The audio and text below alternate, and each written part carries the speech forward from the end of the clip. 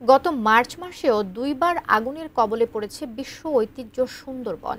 গত ২৩ বছরে অন্তত ২৭ বার আগুন। জেলে মৌয়ালদের অসাবধানতা, অসাধু বন কর্মকর্তা ও চোরা শিকারীদের অপতৎপরতা, তদন্ত কমিটির সুপারিশ বাস্তবায়ন না হওয়া সহ নানা কারণে তিলে তিলে নিঃশেষ হচ্ছে দেশের ফুসফুস এই ম্যানগ্রোভ বন। মোংলা প্রতিনিধি নিজামুদ্দিনের তথ্য ছবি নিয়ে একটি ডেস্ক রিপোর্ট দেখে নেব। বিশ্বের বৃহত্তম ম্যানগ্রোভ বনভূমিতে বারবার আগুন। শুষ্ক মৌসুম এলেই অগ্নিকাণ্ডের ঝুঁকিতে পড়ে সুন্দরবন। গত মার্চ মাসেই পূর্ব সুন্দরবনের চাঁদপাই রেঞ্জের ধানসাগর স্টেশনের কলমতেজি ও গুলিশাখালী ফরেস্ট টহল ফাঁড়ি এলাকা আগুনে পুড়ল।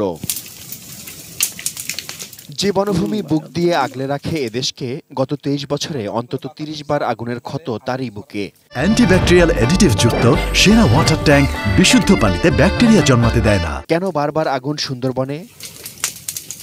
আগুন নিয়ন্ত্রণে বন বিভাগের জনবল, দ্রুতগতির নৌযান ও বাজেট ঘাটতি দীর্ঘদিনের সমস্যা। দুটি ফায়ার ইঞ্জিন রয়েছে, সেগুলোকে ক্যারি করার জন্য আমাদের নৌযান দরকার। এই নৌযান কিংবা সরকারের বর্তমানের যে কোনো যানবাহন ক্রয় স্বচ্ছতা সাধনের জন্য হয়তো বন্ধ রয়েছে, কিন্তু আমি বলবো যে বিশেষ উপায় হলেও এই সুন্দরবনে নৌযানগুলো ক্রয় করা অত্যন্ত জরুরি। আর সর্বোপরি এলাকাবাসীকে এগিয়ে আসতে হবে। সুন্দরবনে নদীগুলো ভরাট হয়ে পানি প্রবাহ কমে যাওয়াও একটি বড় সমস্যা।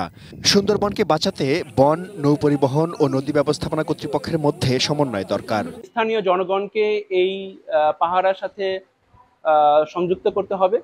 স্বরাষ্ট্র মন্ত্রণালয় বলি বা এখানে শিপিং মিনিস্ট্রি আছে, হ্যাঁ, এখানে স্থানীয় সরকার মন্ত্রণালয় আছে, আরো অন্যান্য যে মন্ত্রণালয় আছে, পর্যটন মন্ত্রণালয় আছে, এই সকল মন্ত্রণালয়ের এবং বিভিন্ন স্টেক হোল্ডারদের সমন্বিত পদক্ষেপের মাধ্যমে আমরা সুন্দরবনকে সুরক্ষা করতে পারি। আমরা যে বারবার এই সুন্দরবনটাকে আমরা ধ্বংসের মুখোমুখি করছি, এবং এই যে কি বলা যায়, আমরা যে অগ্নি যারা হচ্ছে দস্যু, এই অগ্নিদস্যুদের শিকার সুন্দরবনটা হচ্ছে, এটার জন্য দায়িত্ব নিতে হবে।